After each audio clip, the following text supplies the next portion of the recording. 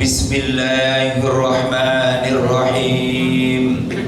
Assalamualaikum warahmatullahi wabarakatuh. Alhamdulillahilladzi amarna bil ittihad wal i'tisam bihablillahil matin. Nashhadu an la ilaha illallah iyyahu na'budu wa iyyahu nasta'in wa nusalli wa nusallimu ala nabiyyina Muhammadin sallallahu alaihi wasallam al-mab'utsu rahmatan lil alamin. Allahumma arhamna bil Qur'an waj'alhu lana imama wa nura wa huda wa rahmah. Allahumma dzakkirna minhu ma nasina wa 'allimna minhu ma jahilna warzuqna tilawatahu ana al-laili wa atrafan nahar waj'alhu lana hujjatan ya rabbal alamin. Allahumma inna nas'aluka ilman nafi'a wa rizqan wasi'a wa shifaan min kulli da'in birahmatika ya arhamar rahimin. Allahumma faqihna fid din wa 'allimna at-ta'wil birahmatika ya arhamar rahimin. Amin amin ya rabbal alamin. Ma'asyiral muslimin wal muslimat, arsyadakumullah. Kita lanjutkan membaca surah Al-Baqarah ayat 51.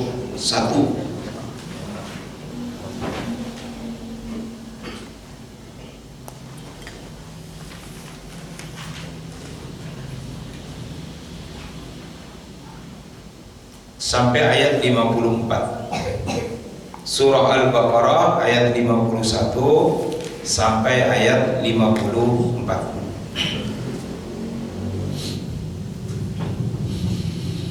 A'udzu billahi minasy syaithanir rajim.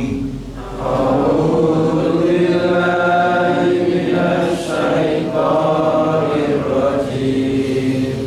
Wa idz wa'adna Musa 40 lailah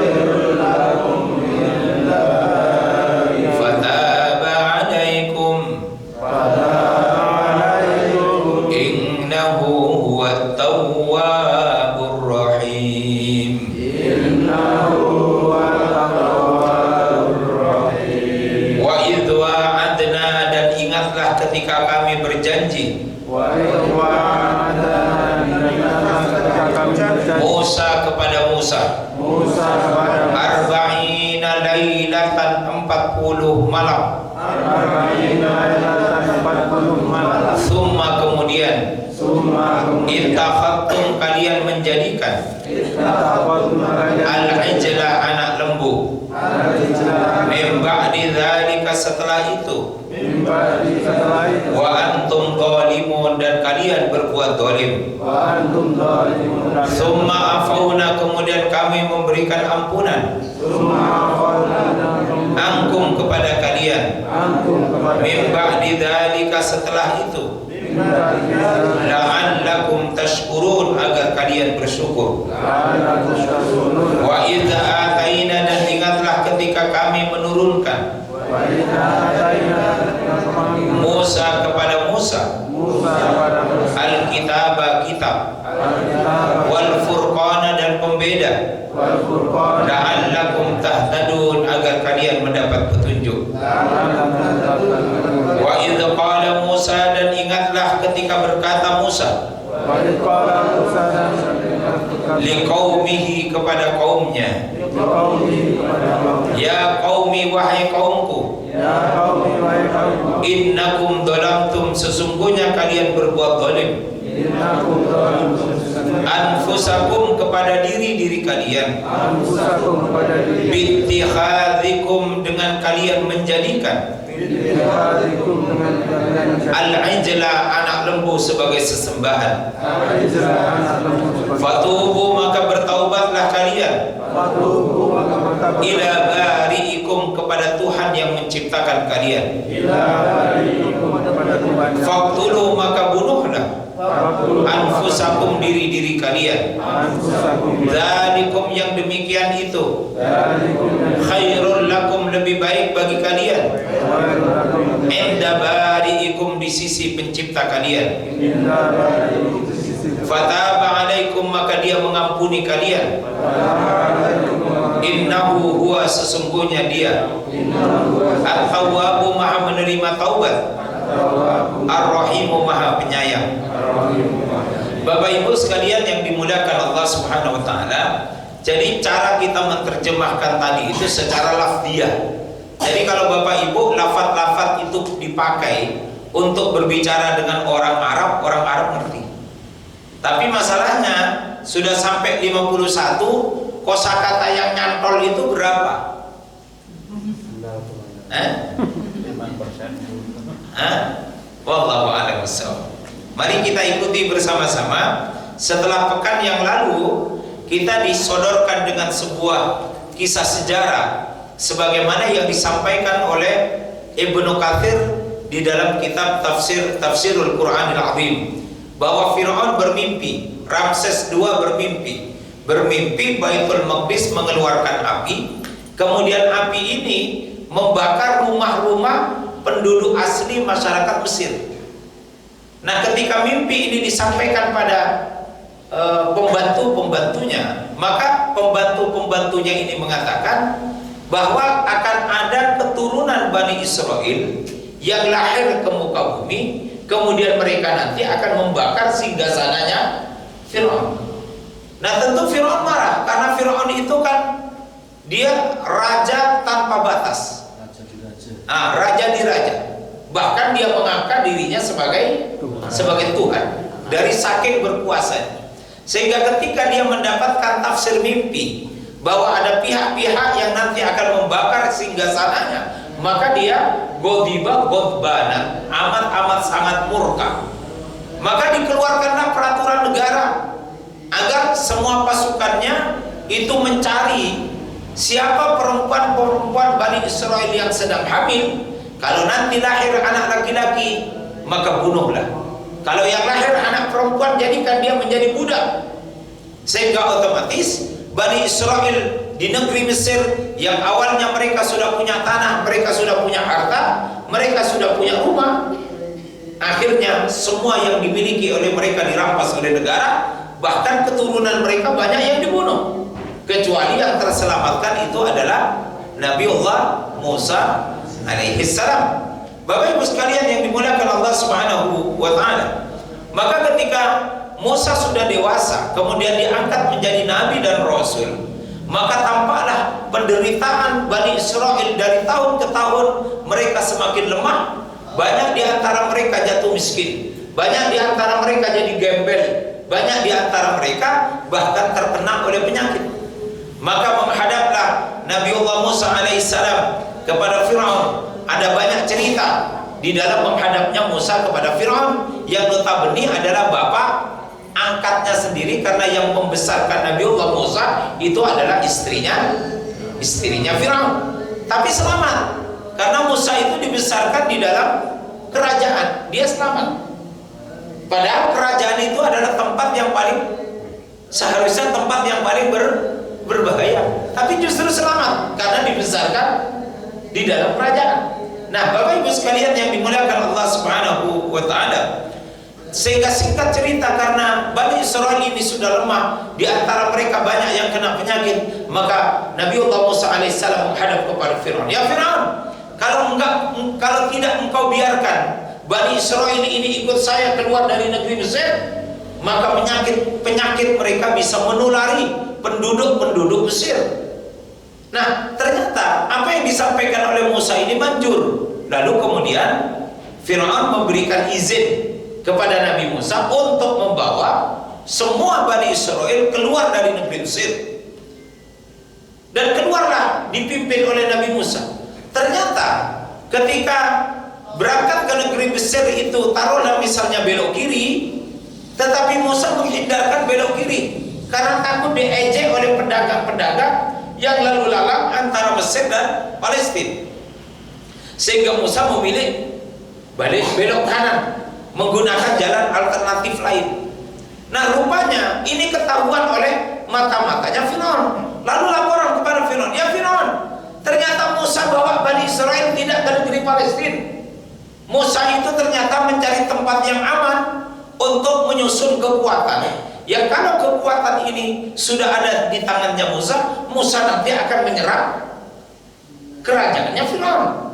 Apa buktinya? Mereka tidak berjalan di jalan yang biasanya orang keluar dari negeri Mesir menuju Palestina. Sehingga kemudian laporan ini ternyata membuat bertambah murka Firaun, kemudian memerintahkan semua pasukannya untuk bergerak, dipimpin langsung oleh Firaun. Dan singkat cerita, Nabiullah Musa dan Bani Israil akhirnya mentok di depan Laut Merah. Bergerak ke depan dia tidak bisa karena tidak ada kapal. Tapi di belakang mereka ini Firaun dan pasukannya udah mengeluarkan suara yang bergemuruh karena mereka sudah dekat. Sehingga ketika sudah terlihat pasukannya Firaun, maka ada dua kemungkinan: maju terus menyeberangi laut tapi tenggelam mati, atau menghadapi pasukannya Firaun, itu pun tidak mungkin, pasti mati.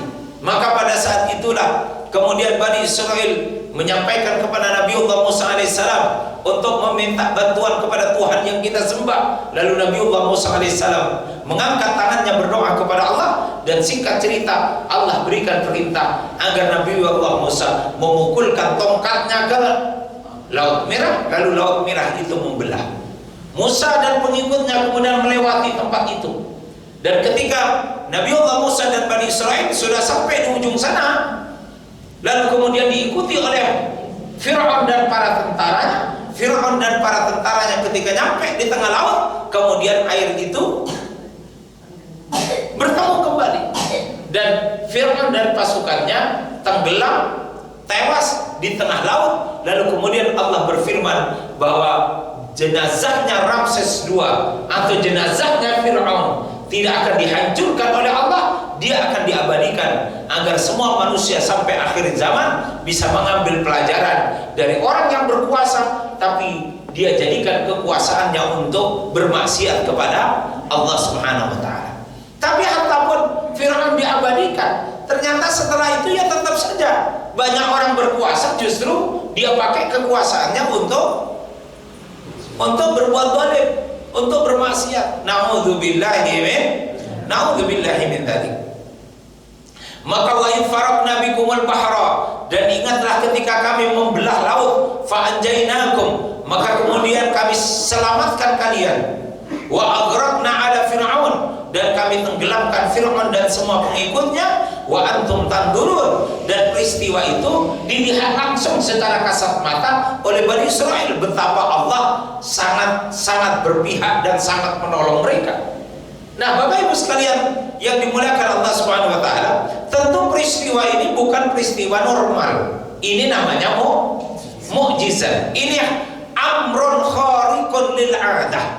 Peristiwa yang terjadi di luar adat kebiasaan. Di luar kebiasaan. Itu adalah mukjizat. Nah, pertanyaan saya, kalau tongkatnya Nabi Musa dibawa ke Madura lalu dipakai mukul laut, lautnya kira-kira membelah apa enggak? Karena konon kata Topkapi di sana menyatakan bahwa tongkatnya Nabi Musa itu ada di museum di Turki.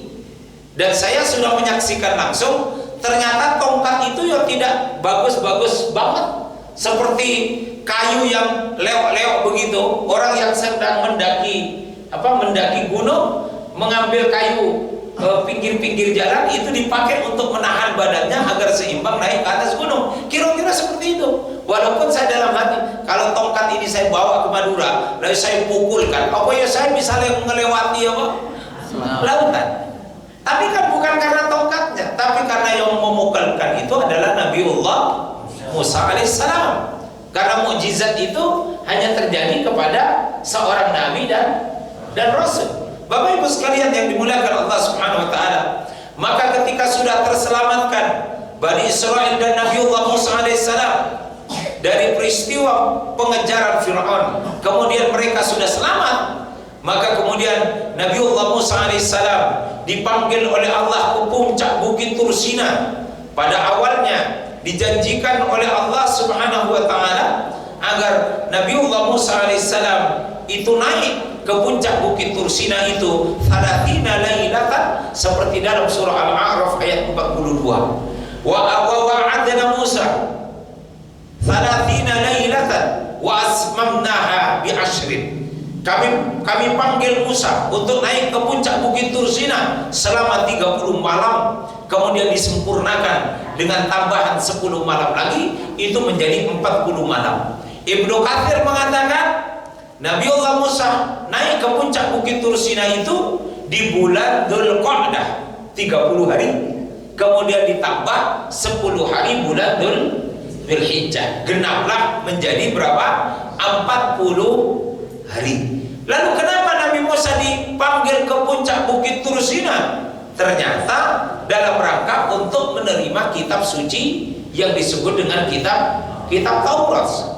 Wa idh wa'adna Musa 40 lailatan, dan ingatlah ketika kami menjanjikan kepada Nabiullah Musa alaihissalam untuk menurunkan Alkitab 40 lailatan, 40 hari. Tsumma tahattumul ajlah. Jadi Nabi Musa di puncak Bukit Tursina, beliau sedang menghadapi satu peristiwa penting dalam rangka untuk menyiapkan dirinya menerima wahyu selama 40 hari. Dan ketika Nabiullah Musa alaihissalam sudah menerima wahyu yang disebut dengan kitab Taurat, turunlah Nabiullah Musa alaihissalam ke bawah. Karena di awal ketika naik ke puncak Bukit Tursina, yang dititipi untuk menjaga Bani Israel itu adalah Nabiullah Harun, yang notabene saudaranya sendiri. Tetapi ketika turun dari puncak Bukit Tursina, yang didapati oleh Nabi Musa luar biasa. Karena Bani Israel ini sudah membuat patung anak sapi untuk disembah oleh mereka dalam tempo berapa hari? 40 hari. Coba bayangkan, mukjizat Allah ditampakkan di depan matanya. Mereka diselamatkan dari kejaran Fir'aun, lalu ditampakkan mukjizat di depan matanya. Tetapi semua peristiwa itu seharusnya mengokohkan keimanannya, tetapi dalam tempo 40 hari mereka sudah mengangkat patung anak sapi untuk disembah. Ini kan perubahan ekstrim. Nah, itulah Bani Israel. Jadi menghadapi Israel yang sekarang itu tidak bisa dengan resolusi PBB, tidak bisa, karena memang orangnya begitu. Siang katanya mau damai, malamnya ngebom.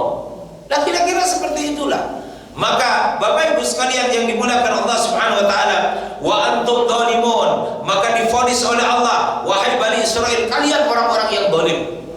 Kalian orang-orang yang zalim. Karena kitab suci sudah ada di tangan.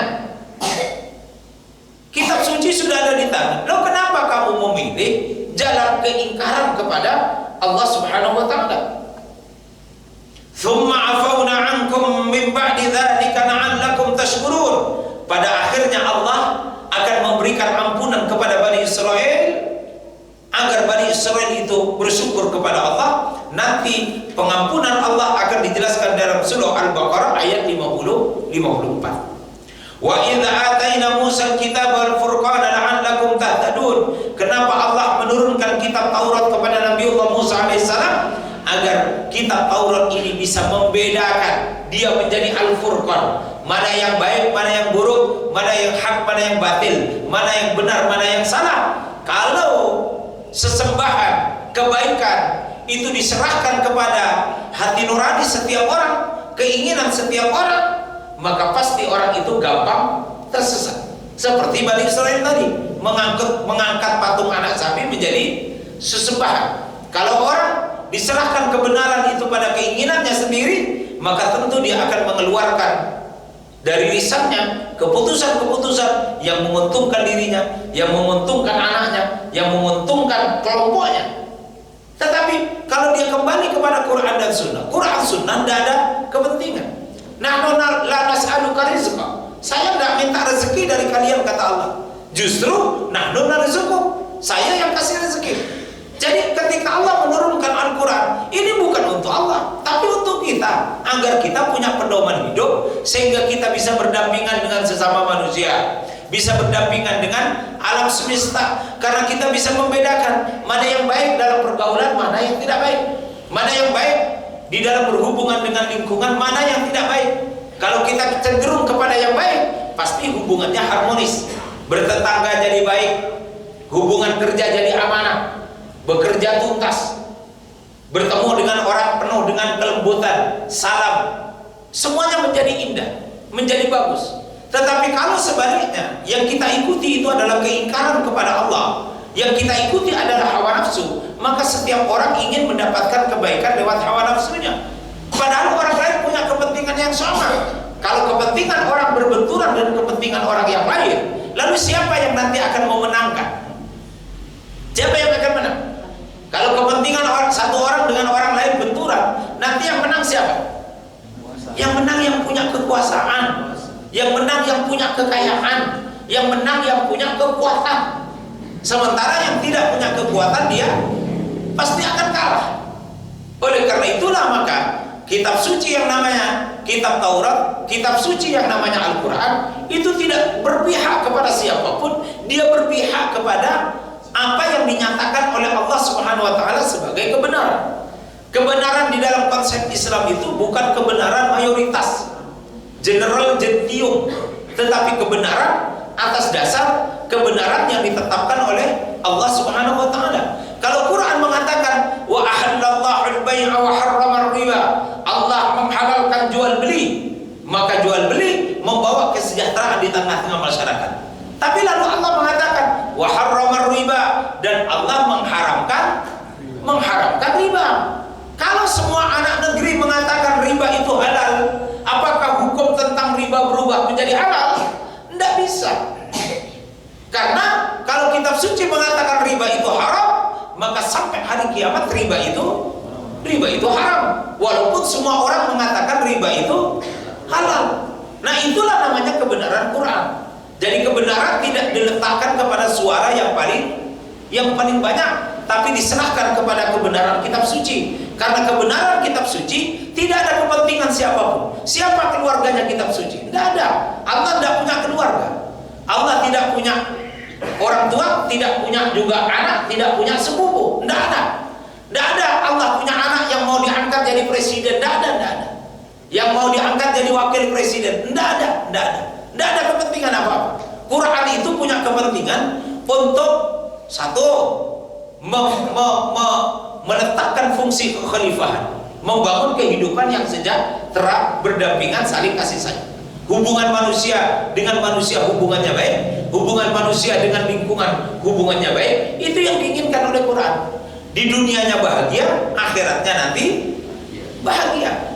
Maka itulah namanya Al-Furqan. Dikatakan kitab suci itu Al-Furqan. Kalau mengikuti Al-Quran, sudah pasti kebaikan itu akan hadir.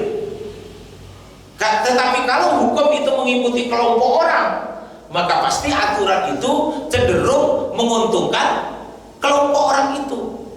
Nah, kalau peraturan itu dibuat oleh para pedagang atau oleh orang-orang yang kaya, peraturan itu nanti mendukung orang kaya, tapi tidak mendukung orang miskin. Kalau peraturan itu dibuat oleh orang-orang yang punya perusahaan, maka pasti peraturan itu berpihak kepada perusahaan, tidak berpihak kepada pekerja, sehingga perusahaan gampang saja memecat pekerja tanpa ada risiko apapun, misalnya seperti itu.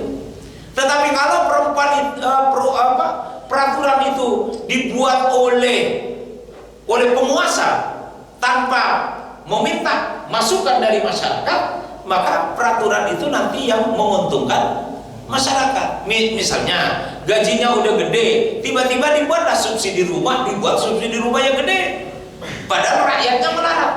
Lalu siapa yang buat keputusan itu? Yo lingkaran sana. Wallahu a'lam bishawab. Nah, oleh karena itulah maka Alkitab itu wal Furqan, kitab itu pembeda. Kalau orang masuk jalur kepada kebenaran menurut Quran, pasti hidupnya harmonis sesama manusia, harmonis dengan lingkungan.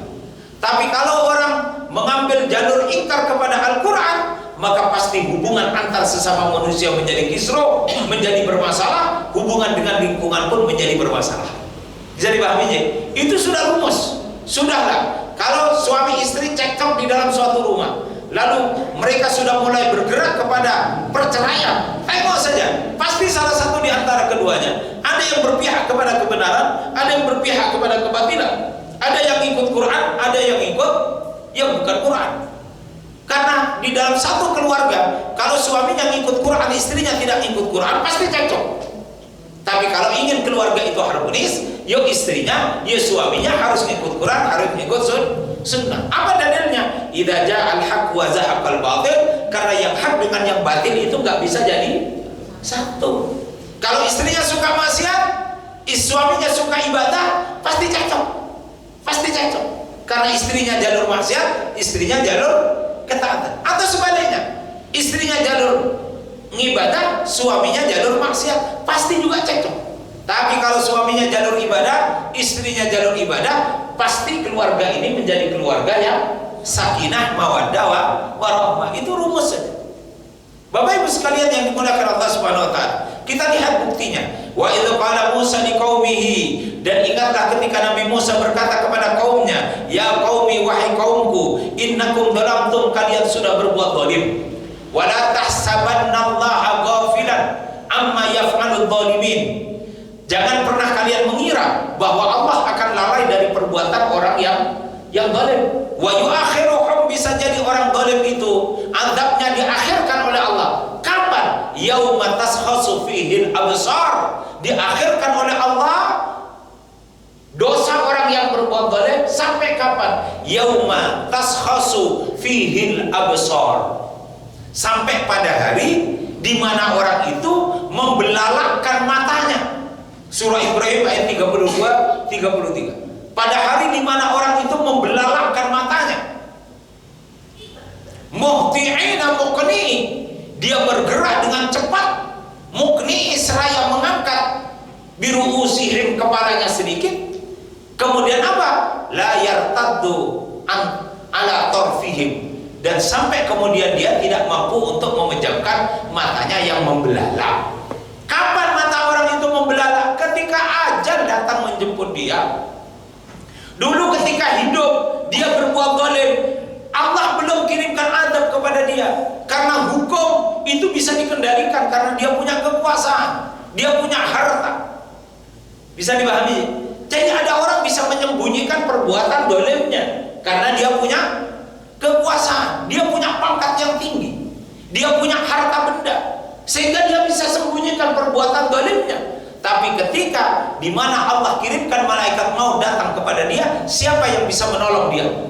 Kalau punya kekuasaan, dia bisa bantu dengan anak buahnya. Kalau dia punya kekayaan, dia bisa bayar dengan uangnya. Dia bisa bebas dari hukum dunia. Tetapi hati-hati, orang yang seperti ini ditunggu oleh Allah sampai kapan? Yauma taskhasu fihil absar. Ketika dia mengalami sakaratul maut, dia akan membelalak melihat ruhnya, karena ruh itu didampingi oleh azab Allah yang sangat pedih. Sehingga ketika dia memandang ruhnya keluar, lalu azab itu ditampakkan oleh Allah, dia membelalakkan matanya. Terkejut dia. Wa afidatuhum hawa, tetapi hatinya sudah hambar, hatinya sudah tidak punya harapan, hatinya penuh dengan penyesalan. Nah, kalau itu yang terjadi kan sudah istilahnya apa? Sudah tidak ada waktu lagi untuk bertaubat. Tetapi sebaliknya di dalam kitab Tabiul Ghafilin, Imam As-Samarqandi mengatakan, idza ahabballahu 'abdan, kalau Allah Subhanahu wa taala mencintai seorang hamba, maka si hamba itu ketika berbuat zalim, sayu'ti 'uqubatah, maka pada saat dia berbuat zalim, tidak lama kemudian Allah akan kirimkan azabnya. Sehingga dia segera menyadari bahwa perbuatannya itu perbuatan yang zalim. Contoh, ibu-ibu lagi ngerumpiin. Siapa yang dirumpiin? Misalnya ngerumpiin istrinya ketua takmir. Ya tahu, dirumpiin tuh.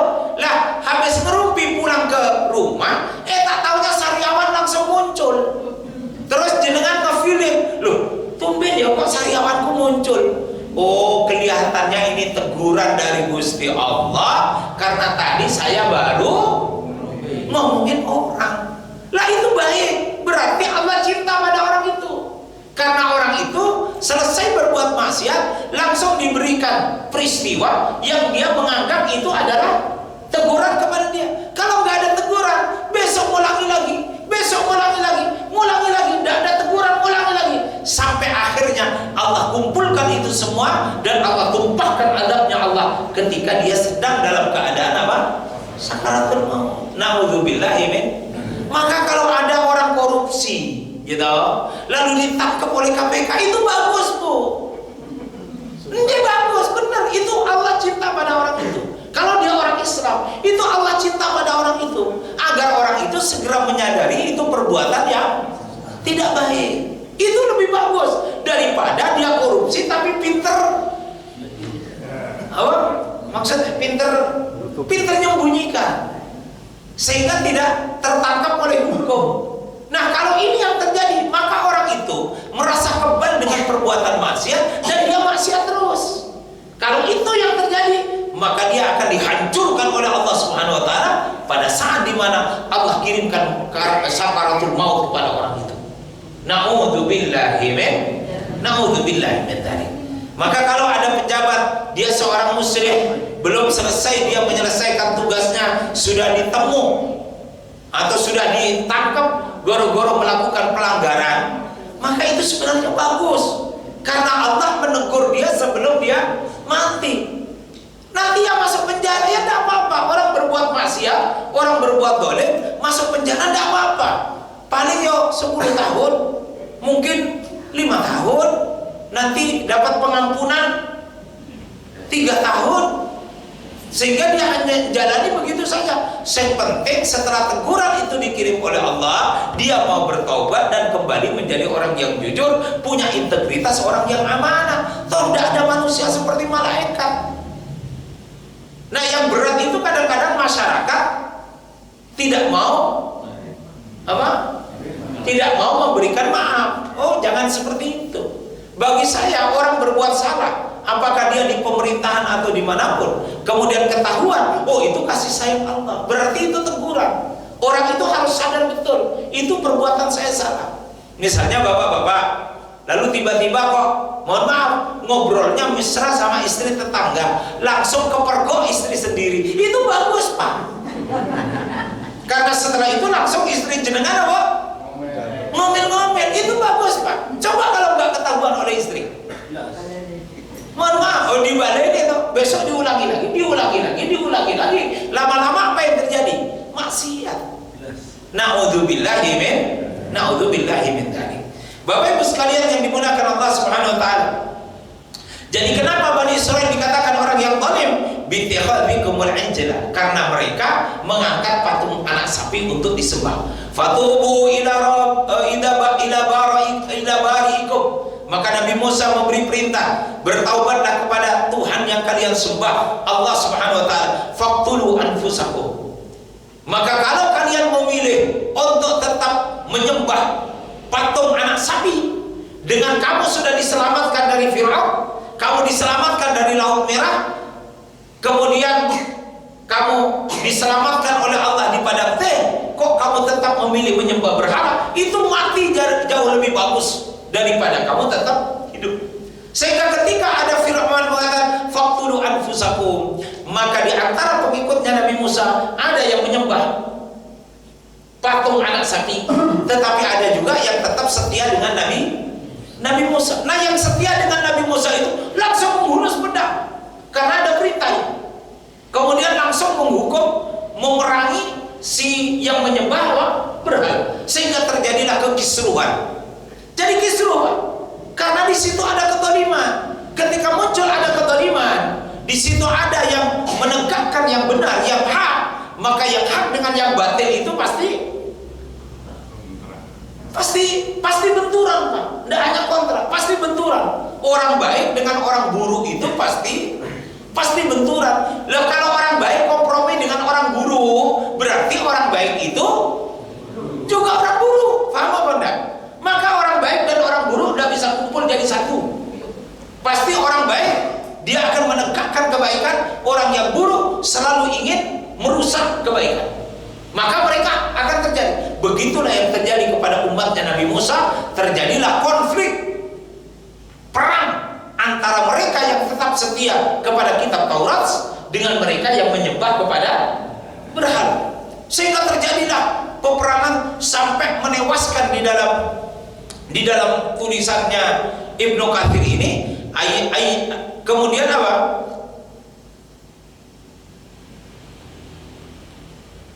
Hatta kathural qatlu hatta kadu ayyuhliku, sehingga terjadi pembunuhan atau peperangan di antara kedua belah pihak. Hampir semua Bani Israil itu musnah dari muka bumi, hampir habis. Hatta qatala minhum sab'una alfan, sampai terbunuh di antara mereka itu 70.000 orang. Itu kan berarti konflik horizontal yang luar biasa hebat. Korbannya sampai 70.000 karena ada orang yang tidak amanah, orang yang berbuat zalim, orang yang berbuat ingkar, itu mengakibatkan munculnya korban jiwa sampai 70.000. Maka dimanapun ada sebuah negara, dia harus diselamatkan agar orang yang di atas sampai ke bawah itu orang-orang baik, orang-orang yang amanah. Kalau muncul orang-orang jahat yang dia juga mengkoordinir diri, dia juga membangun kekuatan, pasti nanti berbenturan dengan orang-orang baik. Dan kalau ini tidak bisa dikendalikan, maka pasti akan muncul korban.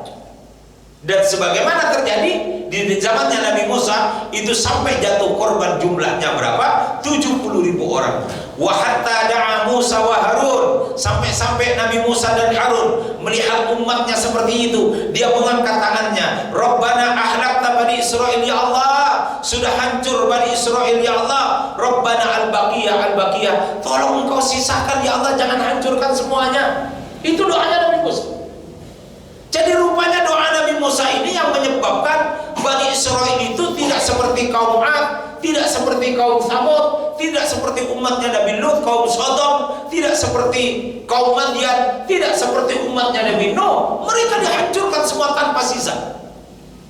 Dan Bani Israil juga terjadi perang antar mereka, saling membunuh di antara mereka, sampai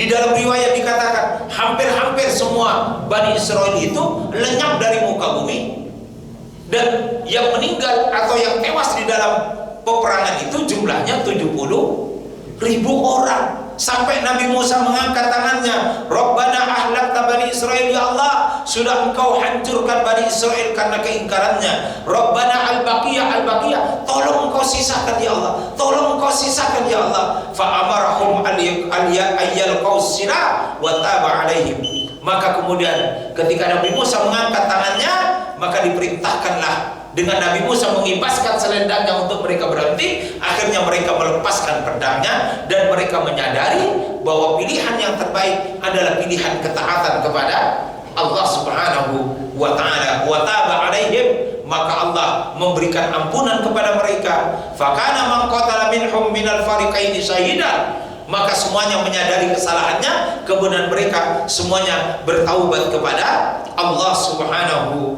wa ta'ala.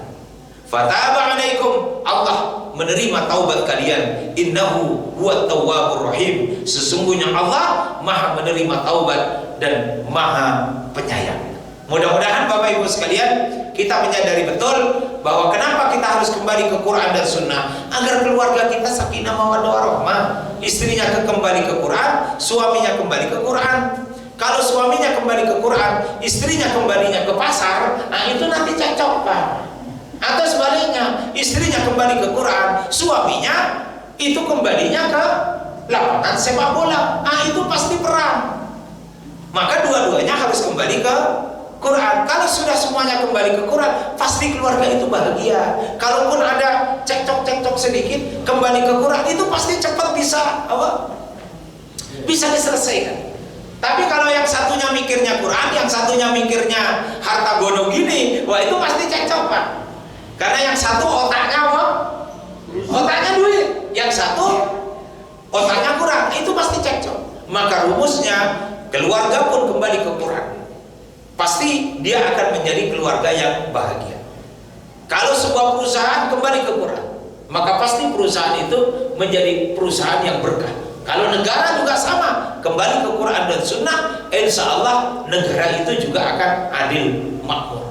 Ini saja yang bisa kami sampaikan. Mudah-mudahan kita bisa memahami betul bahwa turunnya Al-Quran dalam rangka untuk membedakan mana jalan yang baik, mana jalan yang buruk. Manakala kita berkomitmen mengikuti jalan yang baik, Allah akan angkat menjadi keluarga, menjadi negara yang bahagia, menjadi negara yang makmur, menjadi keluarga yang sakinah, mawaddah warahmah. Amin ya rabbal alamin. Kalau ada pertanyaan kami persilakan, satu atau dua saja. Kalau ada? Gak ada? Jadi kita akhiri dengan bacaan doa.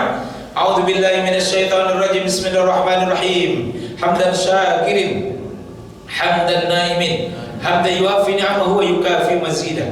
Rabbana lakal hamdu kama yanbaghi li jalali wajhikal karim wa 'azimi sultanik. Birahmatika ya arhamar rahimin. Allahumma inna nas'aluka ridhaka wal jannah wa na'udzubika min sakhatika wan nar. Birahmatika ya arhamar rahimin. Allahumma kfina bihalalika an haramik wa aghnina bifadlika amman siwak. Allahumma la sahla illa ma ja'altahu sahla wa anta taj'alul hazna idza syi'ta sahla. Birahmatika ya arhamar rahimin. Allahumma ja'al jam'ana hadha jam'an marhuma wa tafarruqana min ba'di hadha tafarruqan ma'suma. Birahmatika ya arhamar rahimin. Allahumma rabbana atina fid dunya hasanah wa fil akhirati hasanah wa qina adzaban nar wa qina adzaban nar wa qina adzaban nar wa adkhilna al jannata ma'al abrar ya azizu ya ghaffar. Birahmatika ya arhamar rahimin. Subhana rabbika rabbil izzati amma yasifun wa salamun alal mursalin walhamdulillahi rabbil alamin. Amin amin ya rabbal alamin. Demikian yang bisa kami sampaikan, kurang lebihnya mohon maaf. Billahi taufiq wal hidayah. Wassalamualaikum warahmatullahi wabarakatuh.